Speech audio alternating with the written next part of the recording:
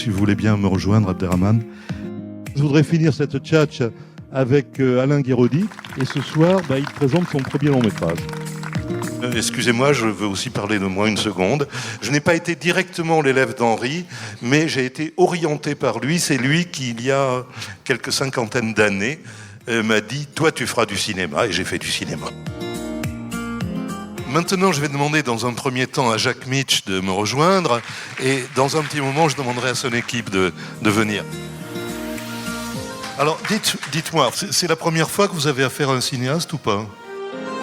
Nous avons la chance d'avoir avec nous Jean-François Stévenin, et c'est un grand bonheur, un grand plaisir pour nous, et de voir ses films, de revoir ses films, et de l'avoir là. Voilà, on va passer un bon moment ensemble, j'espère. N'hésitez pas à nous dire où ce que vous pensez, ou ce que vous voulez savoir. Il y a déjà une main en l'air, mais c'est sans doute pas déjà pour le micro, je ne pense pas. Juste, je voudrais rappeler à un de nos amis de nous porter une grande bouteille d'eau, s'il vous plaît. Avec 3 godets, ça sera parfait. Merci d'avance aux amis de l'association. On a assez peu de temps, là, 3/4 d'heure. On a un peu plus. Ah, alors là, on va passer un bon moment. Là, comme il n'y a pas de journaux et tout ça, on n'est pas obligé de dire que tout est formidable et que de merci à machin et que, etc., que ravi d'avoir travaillé avec un tel. Je n'aime pas ne pas aimer. Jean-Paul est donc le conservateur de la Cinémathèque de Toulouse. Alors, il a dû expliquer ça 50 fois, mais ça fera que 51. Je voudrais qu'il nous dise un peu ce que c'est le rôle d'un conservateur de Cinémathèque. Oui, tu m'aurais posé la question l'année dernière, je t'aurais répondu une chose. Là, tu me la poses cette année, je t'en réponds 2. Et tu m'en diras une 3e l'an prochain, voilà. Jean-Paul, c'est sûr. On va attaquer dans le vif du sujet. Pierre Carl, est-ce que vous écrivez un scénario précis ? Est-ce que vous avez une simple liste de séquences ? C'est mystérieux pour moi. Est-ce qu'on peut vous interroger là-dessus ? Non.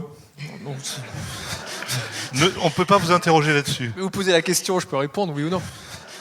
Est-ce que le cinéma, c'est pas faire une expérience originale, singulière, qui nous amène à nous poser des questions, à voir les choses autrement, à réfléchir, voilà. Est-ce que c'est pas quelque chose qui concerne chaque individu pris isolément, qui va faire un parcours, un trajet, qui saura pas par avance quel parcours et trajet il va faire. Enfin, je sais pas. Moi, c'est plutôt ça ma conception du cinéma. C'est vous qui avez le micro, monsieur ? Voilà, le son fonctionne. Merci Brigitte, c'est grâce à vous. Bien. Je voudrais poser quelques questions à Brigitte Rouen pour prendre les choses quand même dans leur ordre chronologique. Dites-nous, vous étiez comédienne et vous avez eu envie de devenir réalisatrice ou c'est l'occasion qui a fait le larron ? Qu'est-ce qui s'est passé ? Comme chaque année, on va assister à l'interlude de l'atelier Sténopé de Nelly Blaya. Et souvenez-vous, de vieux proverbe chinois avec Nelly Blaya, tu ne t'ennuieras pas.